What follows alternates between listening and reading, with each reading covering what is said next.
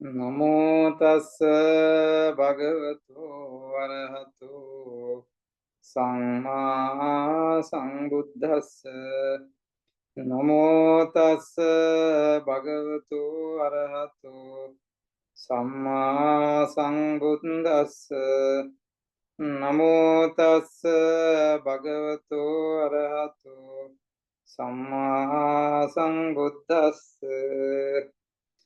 සියලු දෙනාටම තෙරුවන් සරණයි.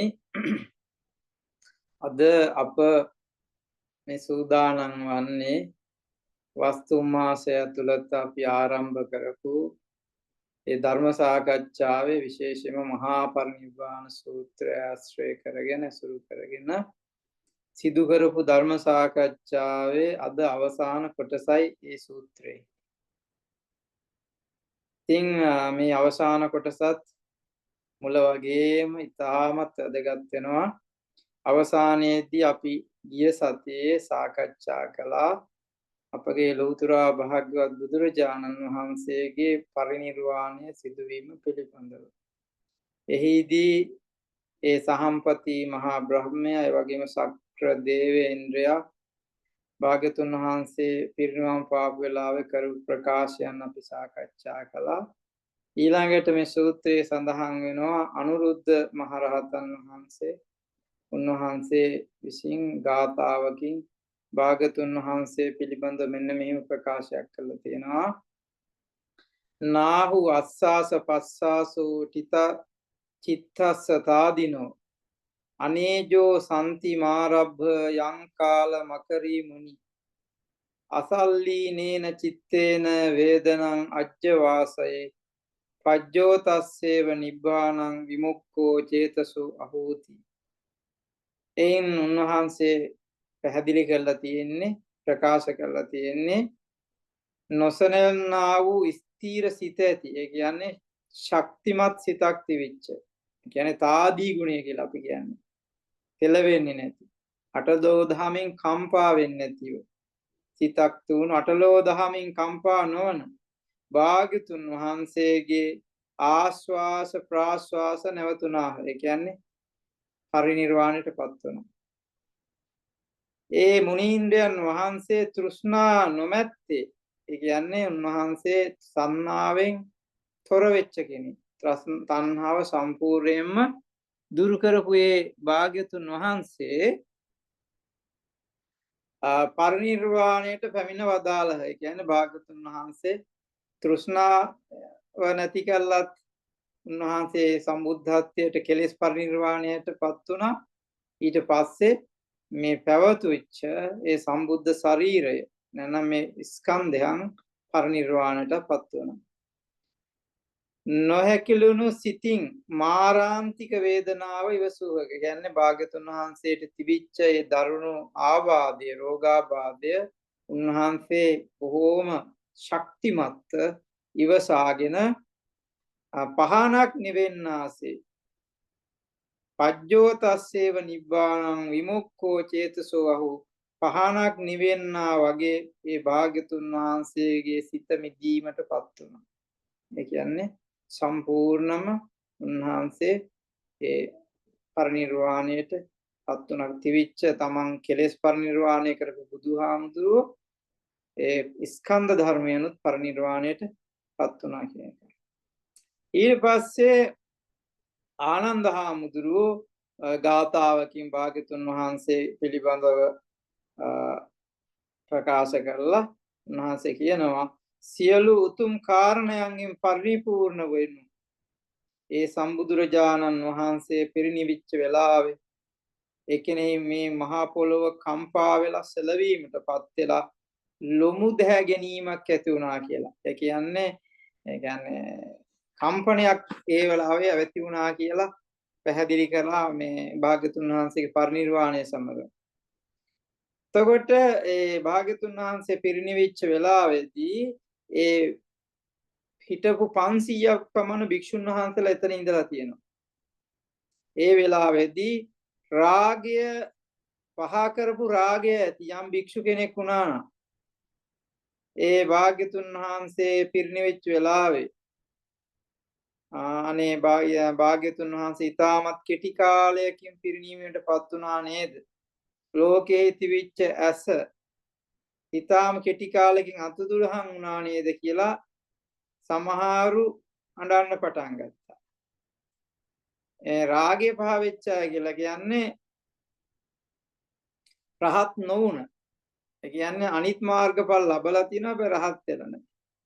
તો රහතන් වහන්සේලා කවදාවත් ඇඬීමකටපත් වෙන්නේ දුක් වෙන්නේ නැහැ. එතකොට එතෙන්දී යම්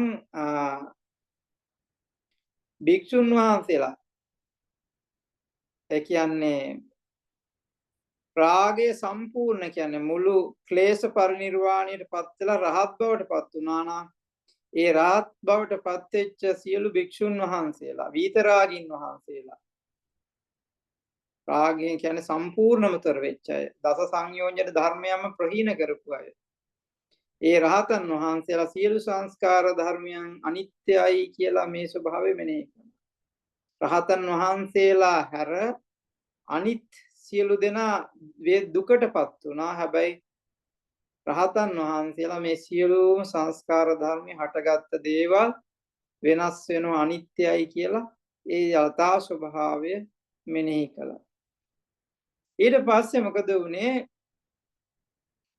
උදාසනින් භාග්‍යතුන් වහන්සේ පරිනිර්වාණයටපත් වෙලා ඒ උදාසනම අනුරුද්ධ හාමුදුරුවෝ ආනන්ද හාමුදුරුවෝ දෙදෙනා කුසිනාරාවට ගිහිල්ලා මල්ලව රජදරුවන්ට භාග්‍යතුන් වහන්සේ පිරුණම් පාපු මේ ප්‍රවෘත්ති දන්වා සිටියා. ඒ දන්වා සිටියන් පස්සේ ඒ මල්ලව රජවරු නොඑක ආකාරයෙන් සුවඳ ಜಾති මල් සුවඳ කුඩු විලවුම් ආදී දේවල් වලින් නොඑක ආකාරයේ පුද සච්චාර වලින් භාග්‍යතුන් වහන්සේට ගෞරව දැක්වුවා. ඒ ගෞරවය දින 7ක් මුළුල්ලේ දින 7ක්ම භාග්‍යතුන් වහන්සේට ගෞරව දක්වා කියලා ධර්මයේ සඳහන් වෙනවා. ඒක එහෙම වගේම ඒ අය හිතුවා අපි දැන් මේ භාග්‍යතුන් වහන්සේගේ ශ්‍රී ශරීරය මේ නගරයෙන් දකුණු දිශාවේ ආදාහනය කරන්න ඕනේ. එහෙම හිතලා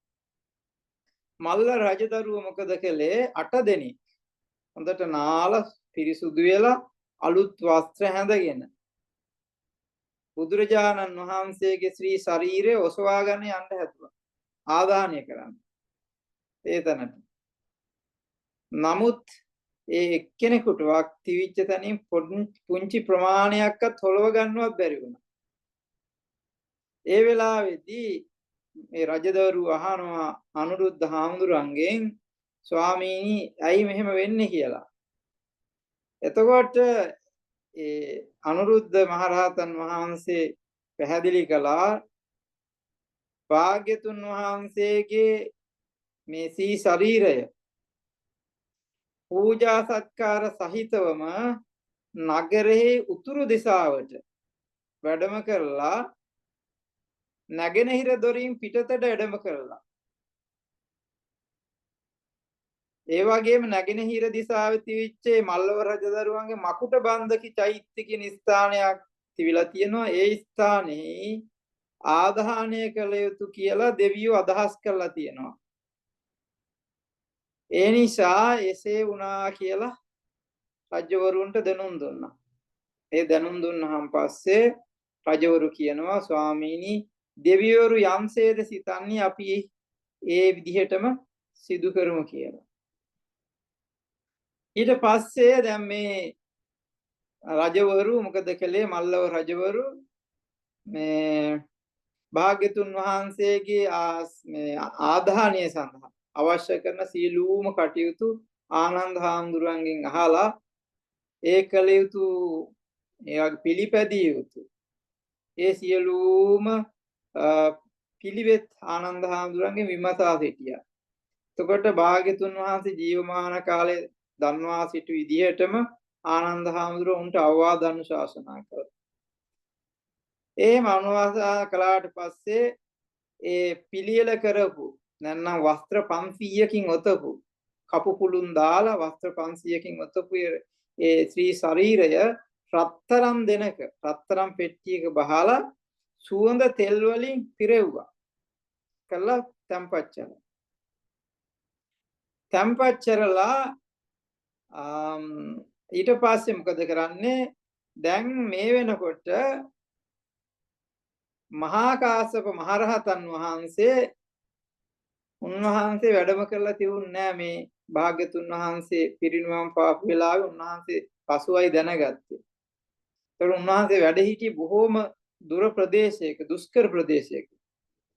එතකොට මේ මහා කාශ්‍යප මහරහතන් වහන්සේ පාවා කියන නුවරින් කුසිනාරා නුවර බලා 500ක් භික්ෂුන් වහන්සේලා සමගම ඒ දීර්ඝ වූ මාර්ගයට පැමිණියා.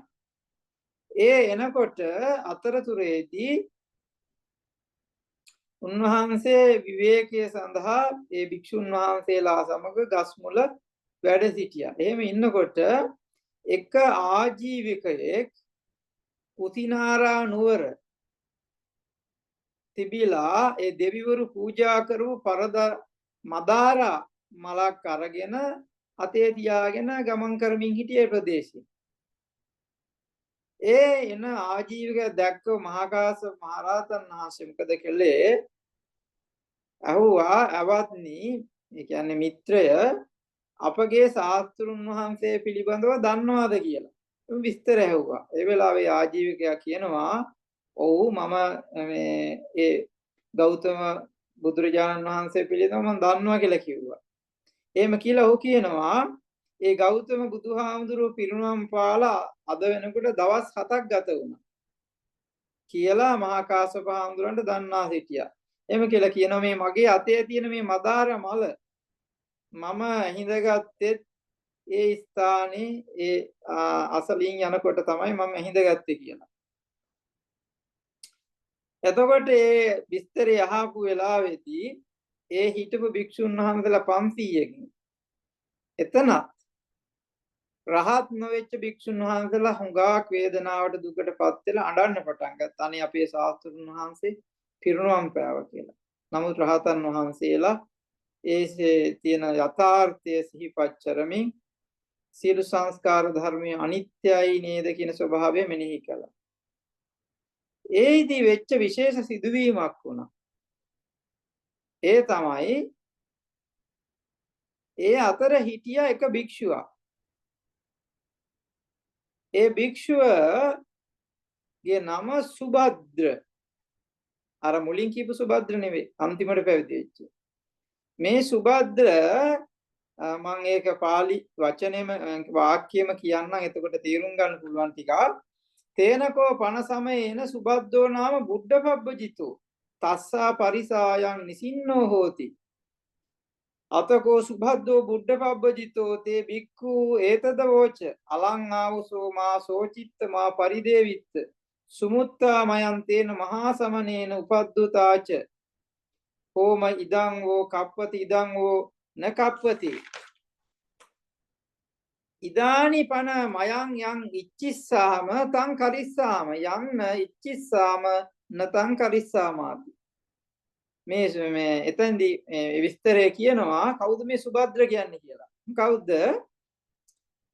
ඒ කාලේ ඒ භික්ෂුන් වහන්සේලා අතර ඒ මහා කාශ්‍යප මහරහතන් වහන්සේ සමග පැමිණිච්ච භික්ෂුන් වහන්සේලා අතර හිටියා සුභද්‍ර කියලා බුද්ධපබ්බජිත භික්ෂුවක්. බුද්ධපබ්බජිත කියලා කියන්නේ මහලු පැවිද්දට. ඒ කියන්නේ වෘද්ධ කියන වචනේ තමයි බුද්ධ කියන පාලි වචනෙන් තියෙන්නේ. ඒ කියන්නේ වයසට ගිහිලා මහලු වෙච්ච මහාන වෙච්ච කෙනෙක්. එතකොට කාලයක් ගිහි ජීවිතේ ගොඩක් කල් ගත කරලා පැවිදි වෙච්ච මේ සුභද්‍ර කියන කුජලයා පැවිද්දා මේ කතාව ඇහුවට පස්සේ අනිත් භික්ෂුන් වහන්සේලාට කතා කරලා කියනවා අවත්නි මේ මොකටද දුක් වෙන්නේ? දුක් වෙන්න එපා. අපි මේ මහා ශ්‍රමණයන් වහන්සේගෙන් හොඳටම මිදුනේ කිව්වා. දැන් අපිට කිසිම ප්‍රශ්නයක් නැහැ. ඔබලාට දැන් කැමැති පරිදි ජීවත් වෙන්න පුළුවන්. දැන් ඉතින් කවුරුවත් මේක කැපයි මේක හොඳයි මේක නරකයි කියලා කියන්න නෑ. ඔබලා යමක් කැමති නම් ඒ දේ කරන්න, අකමැති නම් ඒ දේ නොකරන ඉන්න. එහෙම කියලා කිව්වා. ඒක කිව්වට පස්සේ මහා කාශ්‍යප මහ රහතන් වහන්සේ මේ කාරණේ ඇහිලා උන්වහන්සේ ගැනත් හිතේ තියාගෙන ඊට පස්සේ වික්ෂුන් වහන්සේලාට කියනවා අවත්නි ඔබලා අඬන්න වැළපෙන්න එපා. අපගේ ශාස්ත්‍රුන් වහන්සේ අපගේ භාග්‍යතුන් වහන්සේ මේ උන්වහන්සේ පිරිනුවම් පෑවා. මේක තමයි යථාර්ථය උන්වහන්සේ අපිට දේශනා කරපු. ඒ උන්වහන්සේ අපිට හැමදාම මේ යථාර්ථය පිළිබඳව තමයි කියලා දුන්නේ. හටගත්ත යමක් වෙනවා නම් ඒ හටගත්ත සියලු දේවල් විනාශ වෙනවා. සියලු සංස්කාර ධර්ම අනිත්‍යයි කියලා භාග්‍යතුන් වහන්සේ අපට දේශනා කළා. ඒ යථාර්ථය තමයි භාග්‍යතුන් වහන්සේගේ සී ශරීරයටත් සිද්ධ වුනේ. එහෙම කියලා භික්ෂුන් වහන්සේලාගේ හිත් සාරිගස්සලා ඒ රහත් නොවෙච්ච අයගේ උන්වහන්සේ එතන ඊට පස්සේ භාග්‍යතුන් වහන්සේගේ දේහයේ තියෙන තැනට උන්වහන්සේ වැඩම කළා.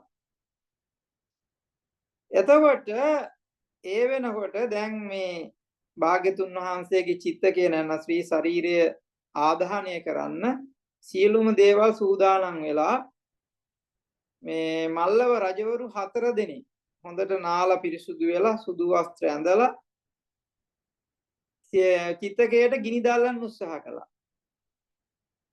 නමුත් මොනතරම් ගින්දර තිබ්බත් එක ගින්දරයක්වත් පත්තු වෙන්නේ නැහැ. එහෙම වුණාට පස්සේ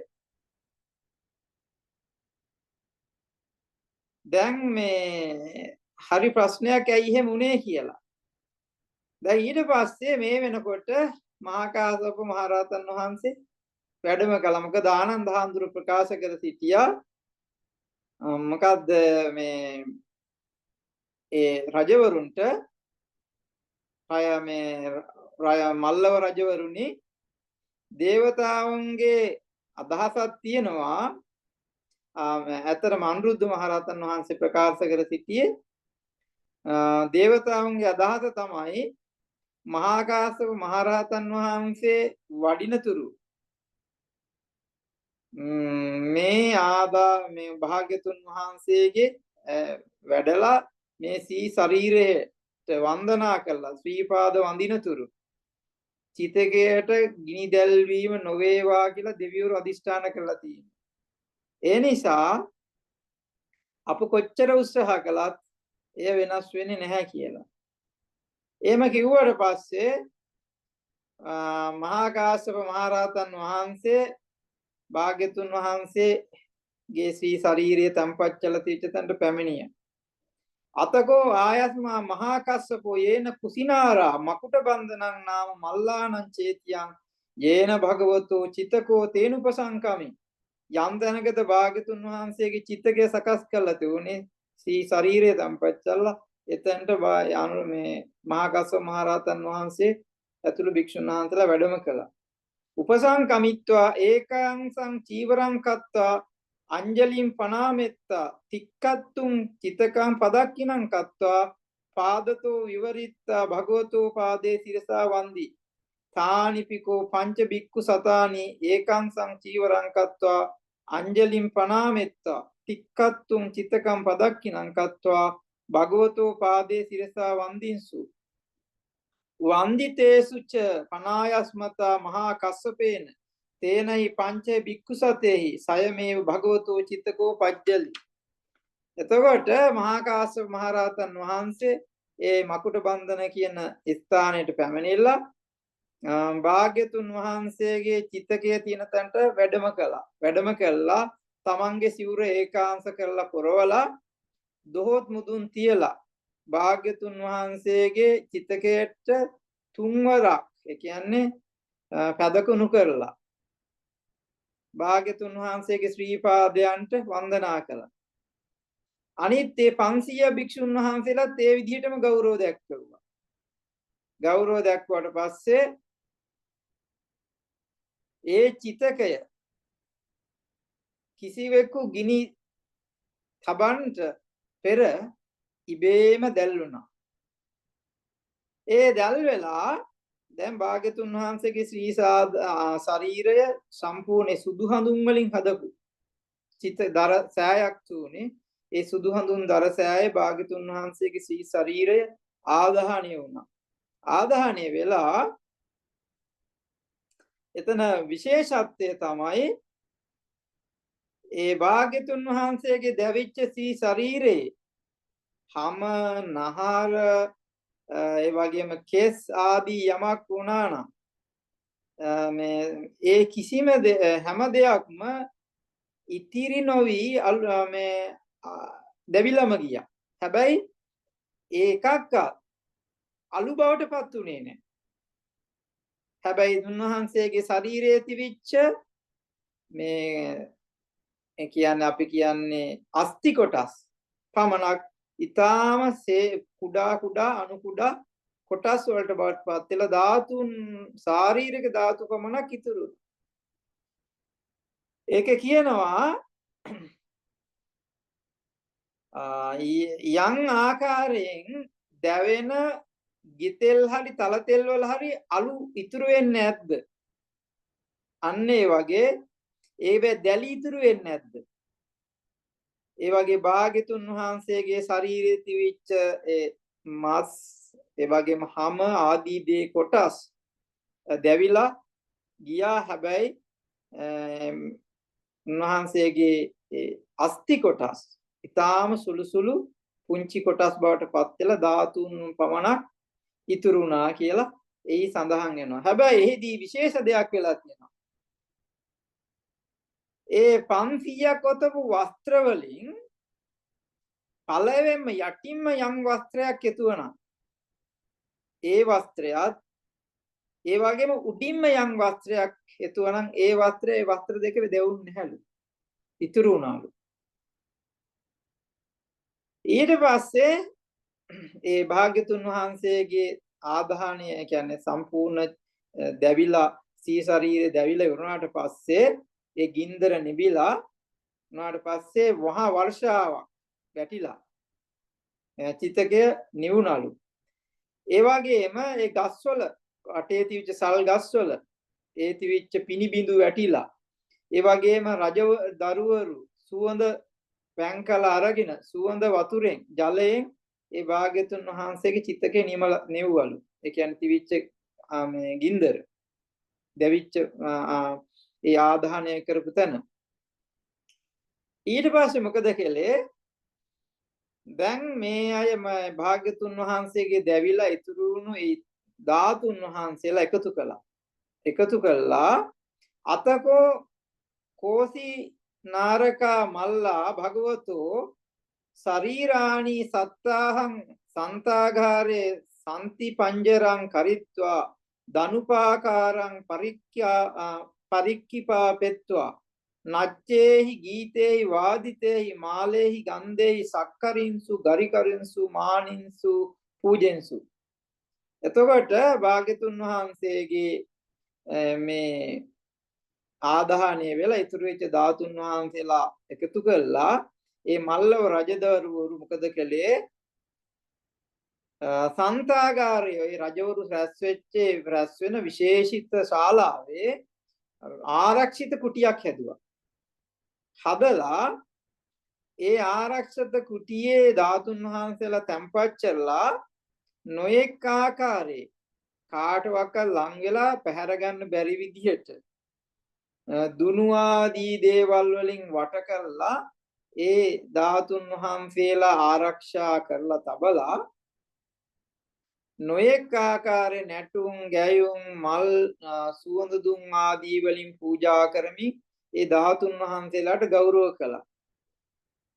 එහෙම ගෞරව කරනකොට මගධ රටේ අධිපති වෙච්ච අජාසත් රජුවන්ට ආරංචි වුණා භාග්‍යතුන් වහන්සේ පිරිනුවම් පෑවා කියලා. ආරංචි වුණාට පස්සේ ඒ මල්ල රජුවන්ට පණිවිඩයක් යනවා භාග්‍යතුන් වහන්සේ ශාස්ත්‍රීය කුලයේ උපන් කෙනෙක්. ශාස්ත්‍රීය. ඒ වගේම මමත් ශාස්ත්‍රීය කෙනෙක්. ඒ නිසා මටත් භාග්‍යතුන් වහන්සේගේ ශරීර ඒ ඉතුරු වෙච්ච ධාතුන් වහන්සේලාගේ කොටසක් ලබා දෙන්න ඕනේ කියලා පණිවිඩයක් යවුවා. යවුවට පස්සේ ඊට පස්සේ විශාලා මහා නුවර හිටපු ලිච්ඡවි රජදරුවෝ කිඹුල්වත් නුවර හිටපු ශාක්‍යයෝ අල්ල කප්පරට කියන බූලි රජවරු රබගන් නුවර හිටපු කෝලිය රජවරු වේටදීප නගරයේ අධිපති වෙච්ච බ්‍රාහ්මණයා පාවා නුවර හිටපු මල්ලව රජදරු කියන මේ අය හැමෝම දූත පිරිස් යවුවා පණිවිඩය යවුවා අපිටත් භාග්‍යතුන් වහන්සේගේ ශරීරේ ධාතුන් වහන්සේලා කොටස් ඕනේ කියලා. ඉතින් මේ විදිහට දැන් මේ අය එක එක්කෙනා දැන් භාග්‍යතුන් වහන්සේලාගේ ධාතුන් වහන්සේගේ ධාතුන් වහන්සේලා ඉල්ලනවා. ඉල්ලනකොට මේ රජවරු කියනවා එහෙම දෙන්න බෑ. භාග්‍යතුන් වහන්සේ පිරිනොම් පෑවේ අපේ නගරේ. ඒ නිසා අයේ ධාතුන් වහන්සේලා අපට තමයි අයිති කියලා ප්‍රකාශ කළා. ඒ වෙලාවේදී කුසිනාරාවේ මල්ලව රජදරුවන්ට දැන් එතනට මැදිහත් වුණා කවුද ද්‍රෝණ කියන බ්‍රාහ්මණයා. ද්‍රෝණ බමුණා මැදිහත් වෙලා රජේ මල්ලව රජදරුවන්ට කියනවා පින්වතුනි මං කියන වචනේ හොඳින් අහගන්න. අපගේ බුදුහාමුදුරුවෝ නැත්නම් භාග්‍යතුන් වහන්සේ ශාන්තිවාදී කෙනෙක්. මේ යුද්ධ කෝලාහල කරපු කෙනෙක් නෙවෙයි. උන්වහන්සේ වෛරය තරහ නියවපු කෙනෙක්. ඒ වගේ උතුම් පුජ්‍යලගේ ශරීර කොටස් ලබා ගන්න අවශ්‍යතාවයට මේක මුල් කරගෙන මේ අවියායුධ අරගෙන එනකොටා ගන්නවා නම් ඒක සුදුසු දෙයක් නොවිය යුතු දෙයක්. ඒ නිසා පින්වතුනි අපි හැමෝම එක්සිත ඇතිව එකමුතු වෙලා සතුටු වෙලා ධාතු කොටස් වශයෙන් වෙන් කරලා ඒ අයට ඒ කොටස් ලබා දීලා ඒ වාග්යතුන් වහන්සේ වෙනුවෙන් ඒ ප්‍රදේශවල ස්තූප කරවන්න අපි ලබා දෙමු. එතකොට ඒ වාග්යතුන් වහන්සේ වෙනුවෙන් සකස් කරන ඒ චෛත්‍ය දැකලා වන්දනා කරන මිනිස්සු බොහෝ දෙනෙක් ඒ සතුටු වෙලා දැකලා අනේ අපේ බුදුහාමුදුරුවනේ වෙනුවෙන් කරපු මේ චෛත්‍ය නේද කියලා පැහැදීමටපත් වෙනවා කියලා පින් සිදු කරගන්නවා කියලා ඔහු ඒ වෙලාවේදී යෝජනා කළා. එහෙම යෝජනා කළාන් පස්සේ ඒ බ්‍රාහ්මණයා අර ධාතුන් වහන්සේලා සමානවම ඒ රජවරුන්ට කොටස් බෙදලා දුන්න නැලියකින් අරගෙන. එතකොට ඒ බෙදලා දීපු නැලිය බ්‍රාහ්මණය කියා හිටියා මම දැන් මේ ධාතුන් වහන්සේලා බෙදලා දුන්නා මට මේ ධාතුන් වහන්සේලා බෙදපු නැලිය පමණක් දෙන්න කියලා. ඒ වෙලාවේදී ඒ ද්‍රෝණ බ්‍රාහ්මණයා භාග්‍යතුන් වහන්සේගේ ධාතුන් වහන්සේලා බෙදලා දීපු මේ නැලිය තමන් අරගෙන ගෞරවයෙන් මේ නැලිය තැන්පත් කරලා ස්තූපයක් කරනවා කියලා ඔහු බාරගත්තා. ඉතින් මේ ආදී වශයෙන් මෙහෙම කටයුතු වෙනකොට මේ සියලුම කටයුතු දැන් අවසන් වුණා ධාතුන් වහන්සේලාත් බෙදලා දීලා. මේ කටයුතු ඉවරුණාට පස්සේ පිප්පලී කියන නගරෙහි වාසය කළපු මෞර්ය රජවරු පිරිසක් හිටියා. මේ මෞර්ය රජවරු ඒ කුසිනාරාවේ මල්ලව රජතුරුන්ට දූතයෙක් යවුවා පණිවිඩයක් යවුවා. දැන් ඔබලා ධාතුන් වහන්සේලා බෙදලා දීලා ඉවරයි. ඒ නිසා අපිටත් අවශ්‍යයි භාග්‍යතුන් වහන්සේගේ ධාතුන් වහන්සේලා කියලා. ඒ වෙලාවේදී ඒ රජවරු දැන්නවා හිටියා දැන් අපි සේරම කටයුතු කරලා ඉවරයි. ඒ නිසා භාග්‍යතුන් වහන්සේගේ ආදාහනය කරපු තැන ඉතුරු වෙච්ච අඟුරු තියෙනවා. ඒ නිසා මේ අඟුරු අරගෙන ඔබලාට යන්න පුළුවන් කියලා දන්වා හිටියා. එතකොට ඒ පිප්පලි නගරේ ඉඳලා ඒ රජවරු ඒ දූතයෝ ඇවිල්ලා මෞර්ය රජවරු මොකද කරේ? ඒ අඟුරු අරන් ගිහිල්ලා භාග්‍යතුන් වහන්සේ වෙනුවෙන් ගෞරව කළා අංගාර චේතිය කියලා. ඒ කියන්නේ අඟුරු තැම්පත් කළා චෛත්‍ය සකලා භාග්‍යතුන් වහන්සේට ගෞරව කළා පූජා කළා. එතකොට ඒ කාලේ වෙනකොට ওই මුල්ම කාලේ වෙනකොට ඒ සූත්‍රයේ සඳහන් වෙනවා භාග්‍යතුන් වහන්සේගේ ධාතුන් වහන්සේලා පැවතිච්ච ස්ථාන 7ක්. ඒ ධාතු බෙදලා දුන්නාට පස්සේ ඒ තමයි ස්ථාන 7න් විශේෂයෙන්ම භාග්‍යතුන් වහන්සේගේ එතකොට ශාරීරික ධාතු ද්‍රෝණ 8ක් තිබුණා. ඒ ද්‍රෝණ 8න් ඒ කාලේ වෙනකොට ද්‍රෝණ 7ක්ම දඹදිව. එතකොට ඒ භූමියේ තමයි පූජා ලැබුවේ පූජා සත්කාර කළේ රජවරු අරගෙන ගිහිල්ලා. ඊට පස්සේ ධාතුන් වහන්සේලාගේ එක් දලදා වහන්සේ නම දෙවිවරු අරන් ගිහිල්ලා දෙවිවරු පූජා සත්කාර කළා. ඒ වගේම අනිත් දලදා වහන්සේව කාලිංග රටට අරන් ගිහලා කාලිංග රට කියලා කියන්නේ එතකොට දඹදිවේ වෙනකොට ජනපද 16න්නේ. ඒතර කියන්නේ රජ මේ රාජධානි 16ක්. ඒ 16න් කාලිංග රටට අරන් ගිහිල්ලා එක දළදා වහන්සේ කාලිංග රටට අරන් ගිය දළදා වහන්සේ තමයි අද ලංකාවේ තියෙන්නේ. පූජා සත්කාර කළා. ඒ වගේම තවත් දළදා වහන්සේ නමක් නාගලෝකේ නාරජවරු අරන් ගිහිල්ලා පූජා සත්කාර කළා. ඒක තමයි අර තින්නේ ඒකා ධාටා තිදසපුරේ ඒකා නාගපුරේ යහු ඒකා ගන්ධාර විසේ ඒකායි පුනසීහලේ කියලා දළදා වහන්සේට වඳින ගාථාවක් තියෙනවා. එතකොට දැන් මේ ධර්මයේ මේ සූත්‍රයේ සඳහන් වෙන ලංකාව ගැන එතනදී සඳහන් වෙන්නේ නැහැ. එතන තියෙනතර ගන්ධාර දේශයට තමයි එක දළදා වහන්සේ නම කරකේ. අනිත් ඉතුරු වෙච්ච 40ක් භාග්‍යතුන් වහන්සේගේ ධාතු මේ දන්ත ධාතුන් වහන්සේලා. ඒ කියන්නේ ශ්‍රී මුඛයේ පැවතුන සාමාන්‍ය මිනිස්සෙකුට වැඩිය පරිපූර්ණ වශයෙන්ම දළදා වහන්සේලා දන්ත ධාතුන් වහන්සේලා 49ක් වැඩ ඉඳලා තියෙන මුඛේ. එතකොට මේ 40ක් වූ දන්ත ධාතුන් වහන්සේලායි කේශ ධාතුන් වහන්සේලායි ඒ වගේම ලෝම ධාතුන් වහන්සේලායි එක එක සක්වල වලින් ආපු නොඑක් විදිහේ දෙවිවරු ශ්‍රද්ධාවෙන් ගෞරවයෙන් අරන් ගිහිල්ලා භාග්‍යතුන් වහන්සේගේ ගුණ සිහිපත් කළා ඒ තමන් ඉන්න ලෝකවල තියාගෙන පුද සත්‍යාර කරනවා කියලා ඊ සඳහන්. ඉතින් කෙසේ වුණත් අද වෙනකොට අපට ඒ ලෞතර භාග්‍යතුන් වහන්සේ පිරුණම් පාල 2000 වසර 2600ක් ගත වුණා. ඒ 2600 ඇතුළත අද වෙනතුරුත් ඒ භාග්‍යතුන් වහන්සේ වෙනුවෙන් උන්වහන්සේගේ ඒ ධාතුන් වහන්සේලා එහෙම නැත්නම් වැඩ හිටපු ඒ ජයශ්‍රී මේ සම්බුද්ධත්වයට පත් වෙච්ච ජයශ්‍රී මහ බෝධින් වහන්සේ මේ ආදී දේවල් අද අපිට කොහොම හරි දැක ගන්න වාසනාව තියෙනවා.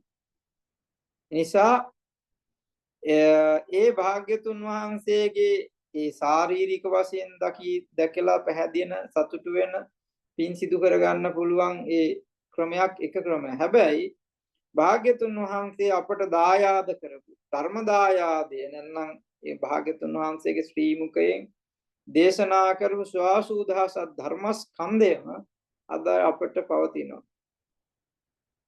ඒ උතුම් ධර්මය තමයි ජීවමානම සංකේතය වෙන්නේ. ඒ වගේම යම්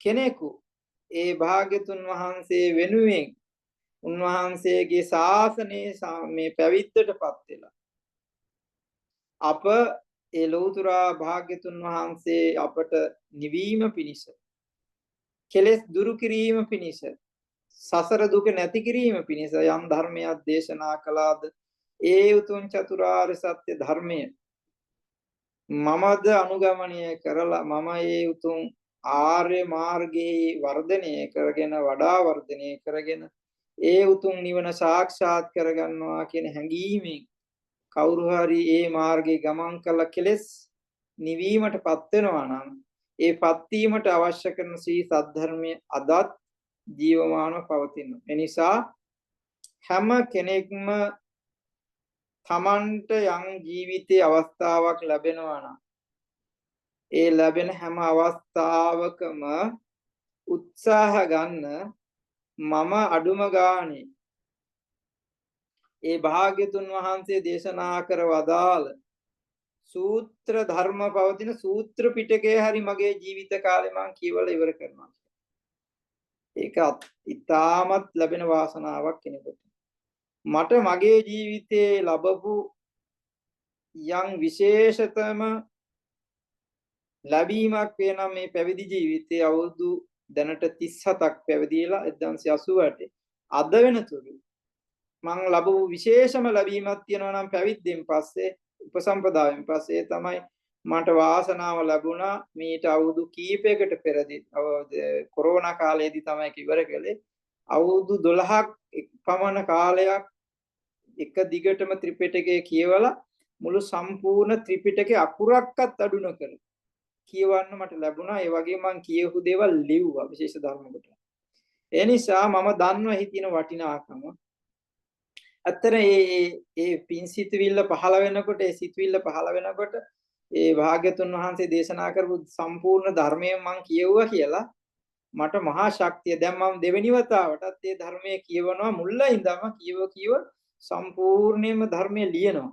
කොටස් කොටස් කරලා බොහොම සරල සිංහල භාෂාවෙන් පාලිත් අඩංගු කරලා ඒ විදිහටම වෙනසක් අකුරක්වත් වෙනස් නොකර ඒවා ලියනවා. දැනට මම ඒ ධර්මයේ පිටු 700 ගාණක් ඉවර කරලා ඉවරයි ලියලා. තව දහස් ගාණක් ලියන්න තියෙනවා. ඒ කියන්නේ ලොකු කොටසක් කියවලා තියෙනවා. ඒකට තව අවුරුදු කීපයක් යයි. කෙසේ වුණත් ජීවිතේ ඔබට ලැබෙනවා නම් ඒ බඳු වාසනාවක්. ඒ වාසනාව උදා කරගන්න උත්සාහ ගන්න. එහෙම කළා ඔබේ ජීවිතය ඒ වගේම ධර්මයේ කියවලමදි. කියෙව්ව නෙවෙයි ඕනේ ප්‍රතිපත්තිය විශේෂ. නමුත් ඔබ ධර්මයේ කියවනකොට ඔබට මාර්ගය දකින්න පුළුවන්කම ලැබෙනවා. පැහැදිලි මාර්ගය. එතකොට කිසි කෙනෙක් එක්ක ගැටුම් ඇති කරගන්න ඕනේ අරයා මෙහෙම කිව්වා මෙහෙම කියනවා කියලා. ඔබ සත්‍ය වශයෙන්ම ධර්මයට විනයට අනුව භාග්‍යතුන් වහන්සේ පැහැදිලි කළානේ. ඔබට යම් කිසි කෙනෙක්ගෙන් යමක් ඉගෙන ගන්න ලැබුණොත් යම් භික්ෂුවකගෙන් ඔබ ඒ ධර්මයත් මේ ධර්මයට අනුකූලද විනයට අනුකූලද කියලා සසඳලා බලලා ඒ ධර්මයට විනයට ගැලපෙනවා නම් ඒ දේ පිළිඅරගෙන යනවා අනුගමනය කරන්න කියලා. එනිසා මේ පින්වත් හැම දිනාටම මා ආරාධනා කරන්නේ ධර්මයේ හොඳින් කියවන්න. ඒ වගේම යම් ධර්මයක් ඔබට අහන්න ලැබෙනවා ඒ ධර්මයත් අසන්න අහලා නිවැරදි දේ පමණක්ම සිතෙහි ධාරණය කරගෙන මේ උතුම් ප්‍රතිපදාවේ මේ උතුම් ධර්ම මාර්ගයේ ගමන් කරලා ඒ උතුම් සනසිල්ලට ඒ උතුම් නිවීමටපත් වෙන්න උත්සාහ ගන්න. ලෝකේ මොනතරම් භෞතික වස්තු තියුණත් මේ අපිව ඇස කන නාසය දිව ශරීරය කියන පංචේන්ද්‍රියන් අපිව රවට්ටන අපිව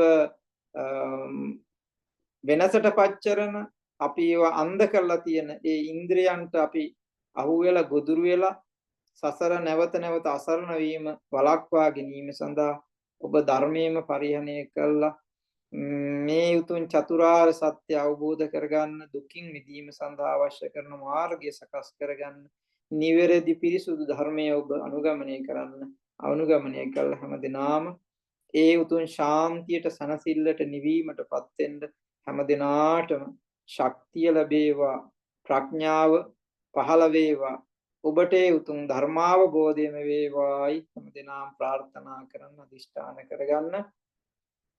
මාස 3කට පමණ ආසන්න කාලයක් අප මේ සූත්‍ර ධර්මයේ සෑම සතියකම අපි සාකච්ඡා කළ මහා පරිනිබ්බාන සූත්‍රය දීඝනිකායේ තව 3 මාසෙ ඉවරෙන්න තියෙන්නේ බොහොම කෙටි කාලයයි. අපි ඊළඟ සතියේදී වෙන ධර්මයක් සාකච්ඡා කරමු.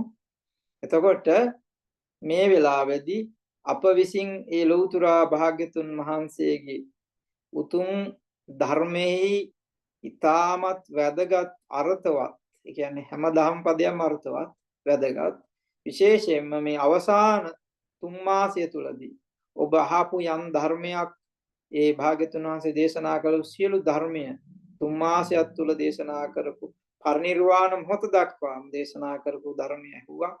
ඔබ ඒ වාසනාව ලැබුවා. ඒ වාසනාවන්ත ඔබ නැවත නැවත සීලයේ පිහිටලා ඒ වාගේම ලෝභ දේශ මොහ දුරු කර ගැනීමට අවශ්‍ය කරන ප්‍රඥාව පහළ දියුණු කරගෙන ඔබ සීල සමාධි ප්‍රඥාවන් දියුණු කරගෙන මේ සකල ක්ලේශයන් ප්‍රහීන කර ලබන ඒ උතුම් ධර්මාවබෝධය ලබා ගැනීම පිණිස ඔබට ශක්තිය ලැබේවා, ඔබට ධෛර්යය ලැබේවා, ප්‍රඥාව පහළ වේවා කියලා හිතාගන්න. එසේ හිතාගෙන දෙවියන්ටත් මියගිය ඥාතීන්ටත් ඔබ අප සෑම දෙනාටමත් සංසාර ගමන සුවපත් උතුම් නිර්වාණ අවබෝධය පිණිසම මේ පුණ්‍ය ශක්තිය අපිට හේතු වේවායි හැමදෙනාම ප්‍රාර්ථනා කරන්නේ. එත්තාවතා චම්මේහි සංඝතං පුඤ්ඤ සම්පදං සබ්බේ දේවානුමෝදන්තු සබ්බ සංපත්ති සිද්ධියා ඉදං මේ ඥාතිනං හෝතු සුඛිතා හුන්තු ඥාතයෝ. සියලු දෙනාටම තෙරුවන් සරණයි.